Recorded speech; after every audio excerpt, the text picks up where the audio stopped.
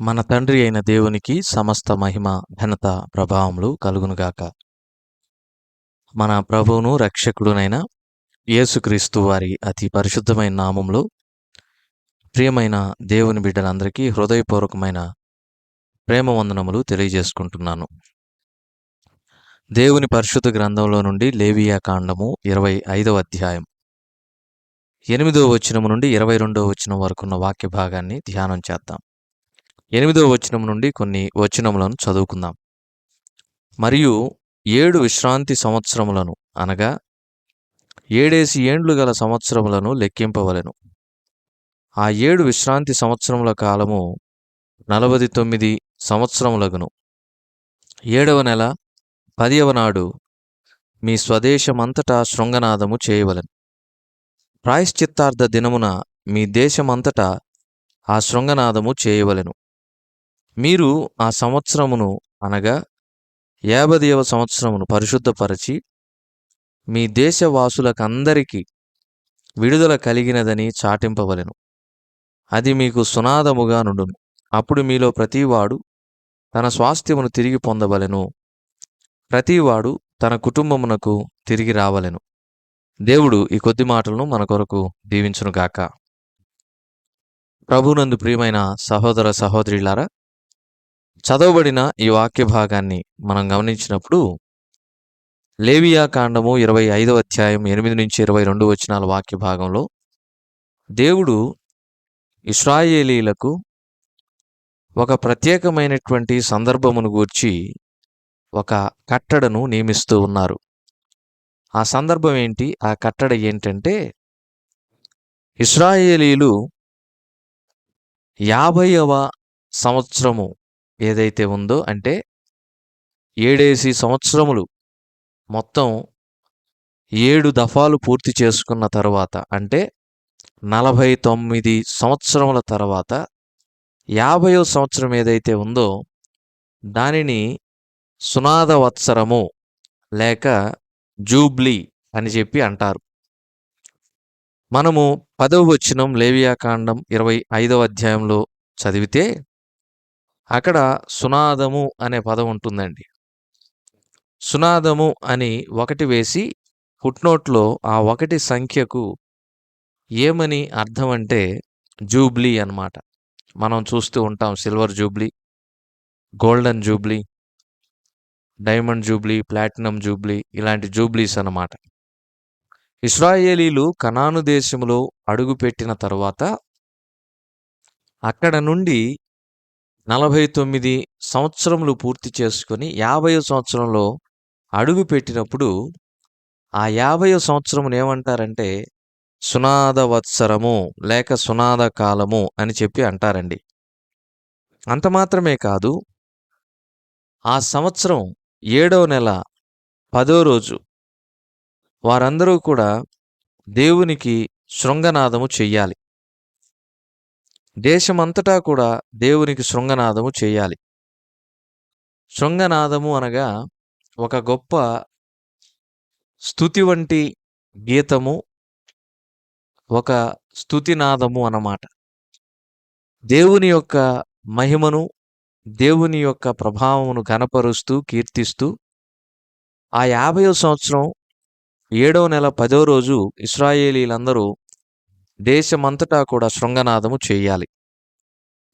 ఇందులో అతి ప్రాముఖ్యమైనటువంటి విషయం ఏంటంటే, ఒక వ్యక్తి ఉదాహరణకు ఒక పొలమును అమ్మాడనుకోండి. ఆ పొలము జీవితకాలం ఎంతంటే 49 సంవత్సరాలు. 50వ సంవత్సరంలో ఆ పొలం అమ్మినటువంటి వ్యక్తికి డబ్బులు గనక ఉంటే, ఆ 50వ సంవత్సరంలో ఆ పొలం యొక్క రేటు ఎంతైతే ఉంటుందో అంత చెల్లించి తాను అమ్ముకున్నటువంటి పొలమును మరలా కొనుక్కోవచ్చు అన్నమాట. ఈ సునాద కాలములో ప్రతి వారు తాము తమ యొక్క స్వాస్థ్యమును తిరిగి తెచ్చుకునేటటువంటి అవకాశము దేవుడు కలుగజేస్తూ ఉన్నారు. వాస్తవానికండి, ఇప్పుడున్నటువంటి దినాల్లో మనం ఒక 30 అంకణాల స్థలం డబ్బులు అవసరమై ఎవరికైనా అమ్మేశామనుకోండి, 50 సంవత్సరాల తర్వాత వెళ్ళి మరలా నేను కొనుక్కుంటాను. అప్పుడు ఇబ్బందుల్లో ఉన్నాను. ఆర్థికంగా నా దగ్గర డబ్బు లేదు. కాబట్టి అమ్ముకోవాల్సొచ్చింది. 50వ సంవత్సరం ఇది. నేను అమ్మినటువంటి ఆ స్థలాన్ని నేను మళ్ళా కొనుక్కుంటాను. దేవుడు నాకు ఆ స్తోమతనిచ్చాడు. మరలా నాకు అమ్మండి అని చెబితే, 50వ సంవత్సరం కాదు గదా! 100 సంవత్సరాలైనా, 200 సంవత్సరాలైనా, ఎన్ని సంవత్సరాలైనా ఒకసారి మనం అమ్మివేసిన తర్వాత అది ఎప్పటికీ తిరిగి మనది కాదు. ఒకవేళ కొనే సామర్థ్యం మనకున్నా, మన దగ్గర కొనుక్కున్నటువంటి వ్యక్తి అమ్మడానికి ఇష్టపడితే తప్ప. ప్రభునందు ప్రియమైన వారలారా, ధర్మశాస్త్రం ఏం చెబుతుందంటే, ఎవరైనా ఒక వ్యక్తి ఏదైనా అమ్మినా, ఎవరైనా ఒక వ్యక్తి దేన్నైనా కొనినా, ఈ 50వ సంవత్సరమున తమ స్వాస్థ్యము తాము తిరిగి పొందుకునేటటువంటి అవకాశం కలిగి ఉంటారు. ఇబ్బందుల్లో ఉండి ఒక వ్యక్తి అమ్ముకుంటే 50వ సంవత్సరంలో మరలా అతని పరిస్థితి బాగుపడిందంటే దాన్ని తిరిగి సంపాదించుకోవచ్చు. ఒక వ్యక్తి ఎవరి దగ్గరైనా ఏదైనా కొంటే 50వ సంవత్సరమున దాన్ని అమ్మినటువంటి వ్యక్తి వచ్చి మరలా కొనుక్కుంటాను నేను. ఇప్పుడు దాని వెల ఎంతుందో అంతా చెల్లించి నేను మరలా కొనుక్కుంటాను అని చెబితే అడ్డగించకూడదు. ప్రభునందు ప్రియమైన వారలారా, లేవియాకాండం 25:17లో మీరు ఒకరినొకరు బాధించక దేవునికి భయపడవలెను అనే మాటుంటుందండి. నువ్వు అమ్మేశావు. ఇక ఇది నీది కాదు. ఎన్ని తరములైనా ఇది మాదే అని చెప్పి అనడానికి వీల్లేదు. లేదంటే నేను గొనుక్కున్నాను. ఇక ఎప్పటికీ ఇది నాదే అని చెప్పి కొనుక్కున్న వ్యక్తి కూడా అనడానికి వీల్లేదు. ప్రభునందు ప్రియమైన సహోదర సహోదరులారా, ఒకరినొకరు బాధించుకోకూడదు. ఈ సునాద సంవత్సరం, సునాద కాలము ఏదైతే ఉందో, ఇది దేన్ని తెలియజేస్తూ ఉందంటే, ఒక గొప్ప విడుదలను, స్వాతంత్రమును తెలియజేస్తుంది. ఇది మొదటి విషయం. రెండోది ఏమని తెలియజేస్తూ ఉందంటే, తమ యొక్క స్వాస్థ్యమును తిరిగి పొందునట్లుగా దేవుడు నిర్ణయించినటువంటి ఒక కాలముగా తెలియచేస్తూ ఉంది. 50వ సంఖ్య పరిపూర్ణమైనటువంటి సంఖ్య కదండీ! 50 అనేటటువంటి సంఖ్య పరిపూర్ణమైన సంఖ్య. It's a Jubilee year. ప్రభునందు ప్రియమైన వారలారా, ఆ సంవత్సరమున ప్రతి వారు తమ యొక్క స్వాస్థ్యమును విడిపించుకోవచ్చు. విడిపించుకోవడానికి సామర్థ్యము కలిగిన వారు, శక్తి కలిగిన వారు తమ స్వాస్థ్యమును తిరిగి పొందుకునే అవకాశము దేవుడు అనుగ్రహిస్తూ ఉన్నాడు. రెండవ ప్రాముఖ్యమైనటువంటి విషయం ఏంటంటే, ఆ 50వ సంవత్సరమున ఇశ్రాయేలీయులు ఏ పంటను పండించకూడదు. భూమి స్వచ్ఛందంగా మొలిపించినటువంటి పంటనే ఇశ్రాయేలీయులు భుజించాలి గాని, ఆ సంవత్సరమంతా కూడా భూమిపైన ఏ పంట వేయకూడదు. భూమిని దున్నకూడదు, చదును చేయకూడదు, చక్కబరచకూడదు. 50వ సంవత్సరంలో భూమిని సంపూర్ణంగా విడిచిపెట్టేయాలి. ఆ తర్వాత కొంతమందికి ఒకవేళ అవిశ్వాసం ఉండొచ్చు. ఒక సంవత్సరం అంతా భూమిని దున్నకపోతే, తర్వాతి సంవత్సరం మన పరిస్థితి ఏంటి అనుకోవచ్చు. కానీ, ప్రభునందు ప్రియమైన వారలారా, దేవుడు 49వ సంవత్సరంలో ఇచ్చేటటువంటి పంట ఏదైతే ఉందో, ఇంకా చెప్పాలంటే 7 సంవత్సరాలు మనం చూస్తూ ఉన్నాం గదా! 6 సంవత్సరాలు సమృద్ధిగా పంట పండించే క్రమములో 6వ సంవత్సరంలో దేవుడిచ్చేటటువంటి పంట, అది 7వ సంవత్సరానికి సరిపోయేది గాను, 8వ సంవత్సరానికి సరిపోయేది గాను, 9వ సంవత్సరానికి సరిపోయేది గాను దేవుడిస్తూ ఉన్నాను అంటున్నాడు. అందుకనే దేవుని యొక్క వాక్యం ఏమని సెలవిస్తుందో చూద్దాం చూడండి. లేవియాకాండం 25:20 ఏడవ ఏట మేము ఏమి తిందుము?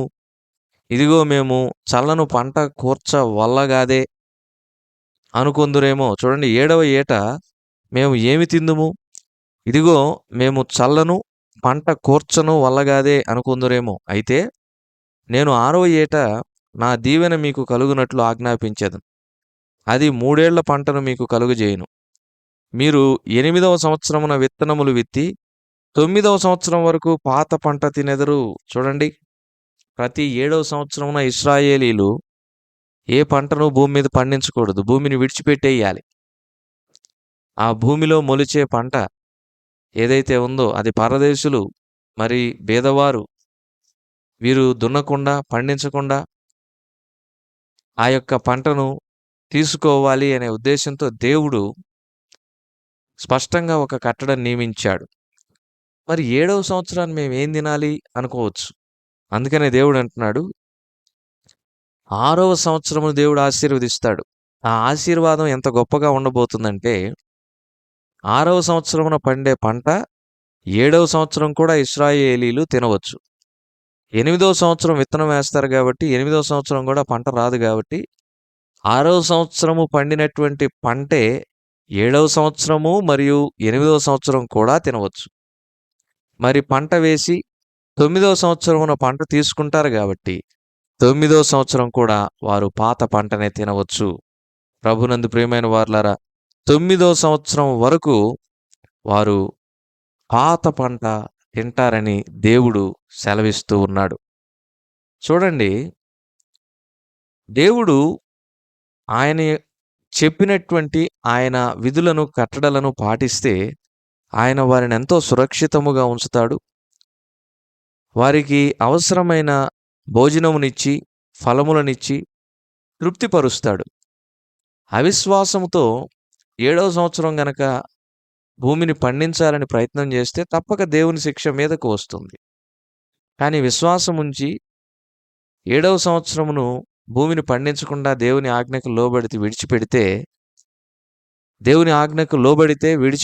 భూమిని పండించకుండా దేవుడు 6వ సంవత్సరమును ఆశీర్వదిస్తాడు. ఎంతగా ఆశీర్వదిస్తాడంటే, 6వ సంవత్సరం పండేటటువంటి పంటతో 3 సంవత్సరములు 3 సంవత్సరములు తినవచ్చు. ప్రభునందు ప్రియమైన వారలారా, దయచేసి ఆలోచన చేయండి. మన జీవితంలో ఎన్నో పర్యాయములు దేవుని సమయం దేవునికి ఇవ్వకుండా ఆ సమయం చదువుకో, ఇంకొక దానికో ఇచ్చేస్తూ ఉంటాం.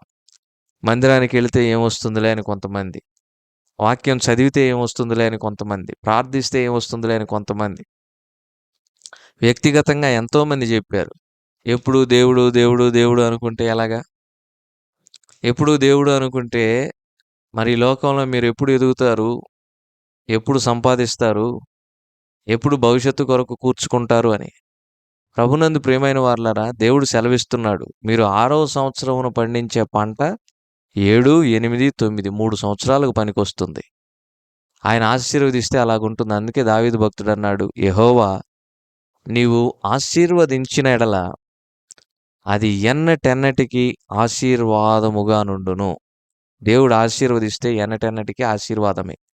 రెండవది, దేవుడు అనుగ్రహించే కొంచెము మహాభివృద్ధి చెందుతుంది, మహా సమృద్ధిని, సంతృప్తిని కలిగిస్తుంది. చూడండి, మోషే ద్వారా దేవుడు స్పష్టంగా తెలియజేశాడు, 7వ దినాన మీకు మన్నా కురవదని. కానీ అవిశ్వాసముతో, అల్ప విశ్వాసముతో కొంతమంది ఏం చేశారండి, 7వ దినాన కూడా మన్నాను ఏరుకోవడానికి గుడారాల్లో నుంచి బయటికి వచ్చారు. వారు ఏరుకొనడానికి వచ్చినప్పుడు దేవునికి విపరీతమైనటువంటి కోపం వచ్చింది, విపరీతమైన ఆగ్రహం వచ్చింది. ఎందుకో తెలుసా? వారు ఏరుకోవడానికి వెళ్ళినందుకు కాదు, వారు దేవుని మాట యందు విశ్వాసం ఉంచినందుకు. దేవుడు చెప్పాడు, 6వ దినాన 7వ రోజుకు సరిపడినంత మన్నాను నేను కురిపిస్తానని. ఆయన మాట ఇచ్చినప్పుడు ఆయన మాటను సందేహిస్తే ఎవరికైనా ఏమొస్తుందండి? కోపం వస్తుందా రాదా?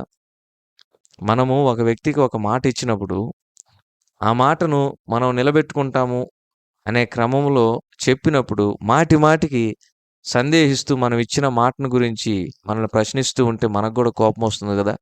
మరి దేవునికి రావడంలో తప్పు లేదు కదా. చూడండి, 7వ సంవత్సరమున మేమేం పంట కూర్చుకోవాలి అని బాధపడొద్దు అంటున్నాడు ప్రభు. 6వ సంవత్సరముననే 3 సంవత్సరాలు అంటే 7, 8, 9 సంవత్సరాలకు అవసరమైన పంటను ఆశీర్వదించి మీకు ఇస్తాను అంటున్నాడు. కనుక ప్రభునందు ప్రియమైన సహోదరుడా, సహోదరి, దేవుని మందిరములో నువ్వు సమయాన్ని గడిపావా? అది వృధా కావడంలే. ఒక దినం గడుపుట 1000 దినముల కంటే శ్రేష్టం. దేవుని వాక్యమునకు సమయం ఇస్తున్నావా? అది వృధా కాదు, రెట్టింపు ఆశీర్వాదమును దేవుడిస్తాడు.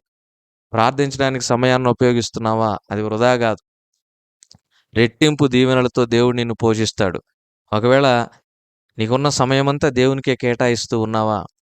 నీ కుటుంబమును దేవుడు తరతరములకు ఆశీర్వదించి మరీ పోషిస్తాడు. దేవునికిచ్చేది ఎప్పుడు వ్యర్థం కాదు, దేవుని మాటకు లోబడితే మనమేదో సమయాన్ని వృధా చేస్తున్నామని కాదు, మన బలాన్ని వృధా చేస్తున్నామని కాదు. దేవుని మాటకు లోబడి ఆయన ఆజ్ఞలకు లోబడితే మనము తరతరములకు సురక్షితముగా, క్షేమముగా ఉంటాం.